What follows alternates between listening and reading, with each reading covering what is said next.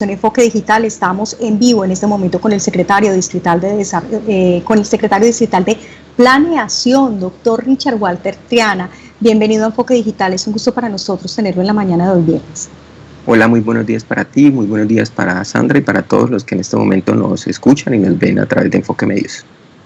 Me confundí un poco con su nombre porque me traicionó el inconsciente precisamente con el tema que vamos a tratar con usted, y es que fue entregado al Consejo Distrital de Barrancabermeja el Plan Distrital de Desarrollo. ¿Cómo avanza el tema, secretario? Bueno, efectivamente, nosotros, de acuerdo a los procedimientos de norma, ¿cierto?, la Ley 152 de 1994, el día 30 de abril presentamos ante el Honorable Consejo Distrital nuestro Plan de Desarrollo Centenario Barrancabermeja, un distrito muy especial. ¿Qué decir sobre él? Digamos que esta es la última fase de ese proceso de construcción que arrancó, por supuesto, desde el primer día de gobierno.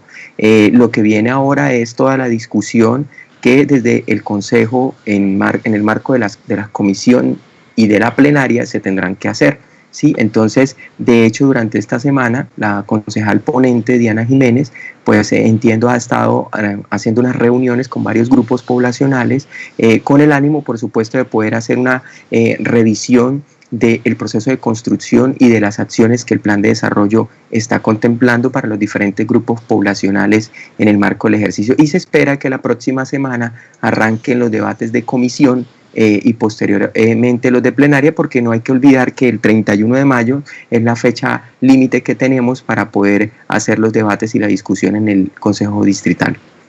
Secretario, nos trasladan esta inquietud, y es que si este plan distrital de desarrollo todavía no está aprobado, es decir, que el alcalde Alfonso El Hash todavía no tiene autorización para hacer todo lo que planteó durante su campaña, ¿qué se ha hecho estos 5 meses? Es cierto que el plan de desarrollo nuestro no está aprobado, pero efectivamente, digamos que la administración no puede pararse porque no exista, digamos, un plan de desarrollo del gobierno actual. En esa medida, todos los gobiernos siempre funcionan con el plan de desarrollo anterior, llamémoslo así, pero que en este momento sigue vigente, ¿sí? Entonces, ¿qué es lo que hemos hecho? Pues naturalmente, en el marco de las líneas estratégicas, de las metas que contempló el gobierno anterior, ir involucrando los proyectos y las ejecuciones ya asociadas, por supuesto, a nuestra apuesta de gobierno, ¿sí? Entonces, es cierto que no está aprobado, pero es cierto también que tenemos plan vigente, que es el del gobierno anterior, y en el marco de ese plan de desarrollo se han venido ejecutando las acciones propias de gobierno. ¿En qué nos hemos concentrado? Como muchos de ustedes, por supuesto, lo han visto, gran parte de la concentración, desafortunadamente, y digo desafortunadamente porque sé que nadie hubiese querido que fuera así, han estado concentradas en el tema de la emergencia COVID y en todo lo que es nuestra capacidad de respuesta institucional para poder dar frente a esta emergencia. Sin embargo, de manera paralela también, por supuesto, todo el proceso de construcción, por ejemplo, del plan de desarrollo, que es un proceso largo, diría yo, porque llevamos ya 5 meses en ese proceso de construcción, es algo de lo que se ha venido trabajando, ¿sí? Y el mismo proceso, digamos, de empezar a revisar la actualización de nuestro plan de ordenamiento territorial es otra apuesta que se ha venido dando durante estos meses. La discusión para poder avanzar en el tema de integración regional, que si ustedes recuerdan es parte de una apuesta del programa de gobierno del señor alcalde, y es empezar a ejercer un liderazgo regional, es un trabajo que también se ha venido avanzando. Y naturalmente no podemos olvidar lo que tiene que ver con la oferta institucional normal de Estado. Me refiero al funcionamiento de los servicios de salud, educación y la atención a los diferentes grupos poblacionales. Secretario, hace poco unas audiencias virtuales en las que las comunidades no solamente tuvieron la posibilidad de conocer cómo avanzaba este borrador, sino también la posibilidad de hacer sus aportes. ¿Qué cosas de las que aportó la comunidad a través de la virtualidad fueron incluidas dentro de esta hoja de ruta? Varias cosas, y yo haría énfasis no solo en las audiencias virtuales. Digamos que el proceso empezó en enero con todo el proceso de recolección de información y poder tener, llamémoslo así, una fotografía del territorio, pero en febrero nosotros hicimos unos talleres con diferentes sectores y con los corregimientos y las comunas, y en esos se recogieron muchísima información que fue complementando las diferentes acciones las diferentes metas y programas que tiene nuestro plan de desarrollo. Durante el mes de marzo, por supuesto, el plan de desarrollo fue presentado al Consejo Territorial de Planeación y a la Corporación Autónoma Regional de Santander.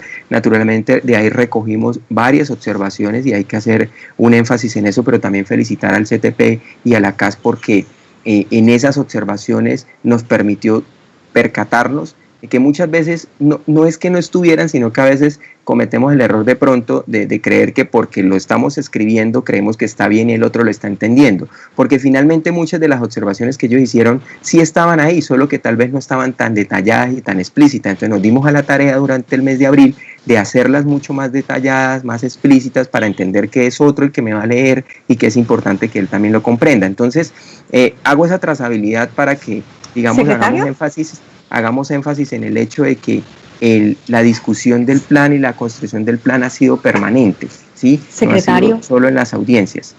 Sí, perfecto. Les hacía un recuento de todo el proceso de construcción para hacer el énfasis en que el ejercicio de recoger las ideas y las apuestas de los ciudadanos y los diferentes sectores arrancó desde el proceso de construcción inicial del plan de desarrollo.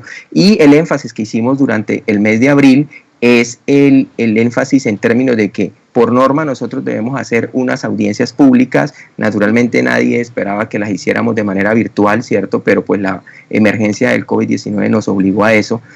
Sin embargo, creo que fue un proceso muy interesante porque lo que hay que enfatizar, Sonia, frente al tema es que la audiencia como tal no fue solamente el en vivo de 2 horas socializando como tal el plan y el plan de inversiones, sino todo un proceso anterior de unas 2 semanas anteriores en donde se habilitó un link para que las personas se inscribieran y se habilitaron unos foros y unos chats para que las personas fueran haciendo sus respectivas preguntas sobre el documento que estaba publicado para efectos de ir dando respuestas.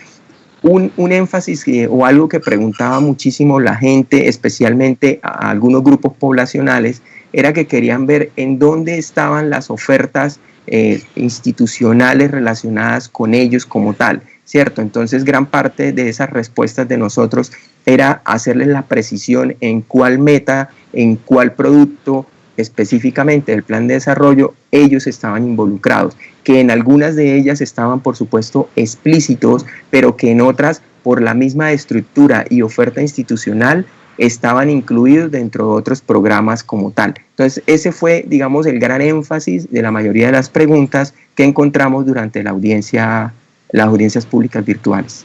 Perfecto, secretario. Por último, le hago 2 preguntas en una. ¿Qué va a pasar este 31 de mayo cuando el Consejo dé vía libre, si es que lo hace, al Plan Distrital de Desarrollo? Y segundo, ¿cuál es la proyección de inversión de este documento? Bueno, frente a la primera, nosotros somos optimistas en el sentido de que tenemos la confianza de que hemos hecho un proceso bien hecho, construido aún con todas las vicisitudes, dificultades por la emergencia, pero hecho de manera participativa y teniendo en cuenta digamos, las opiniones, pero no solo las opiniones, sino también de cara al análisis que se hizo del diagnóstico del territorio, de lo que se necesita en este momento. Y en esa medida estamos tranquilos y somos optimistas en que el Consejo le dará, digamos, su aprobación al plan de desarrollo. Cuando yo hablaba del 31 de mayo, naturalmente, digamos que es la fecha por ley límite, pero por supuesto el plan de desarrollo, si bien lo considera el Honorable Consejo Distrital, antes del 31 de mayo, entiéndase 28, 29, lo aprueban, muchísimo mejor. Es decir, entre más rápido lo podamos tener y lo podamos aprobar, mucho mejor, porque el proceso que viene luego de su aprobación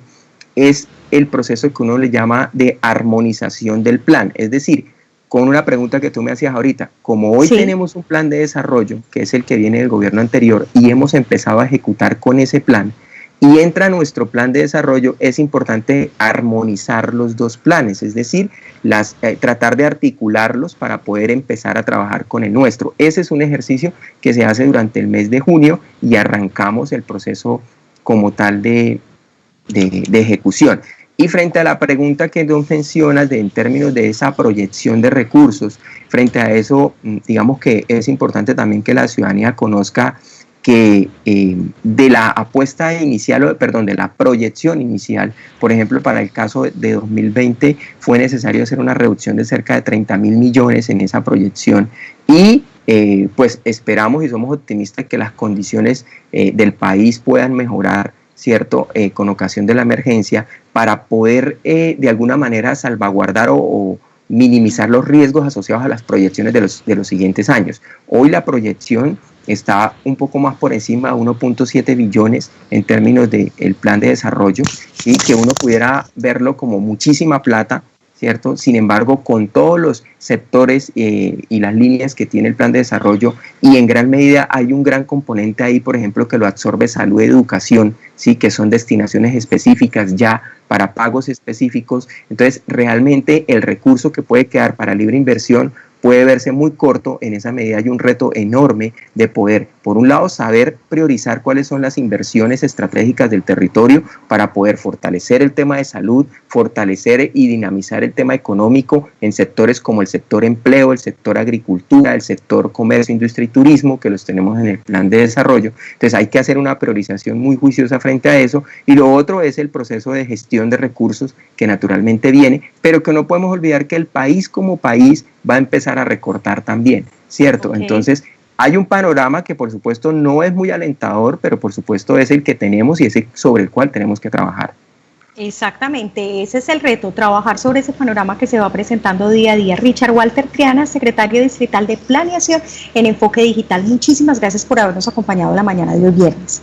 Muchas gracias a ti, Sonia, a Sandra, a John, y bueno, a todos siempre atentos a cómo es a resolver las dudas, inquietudes que puedan existir.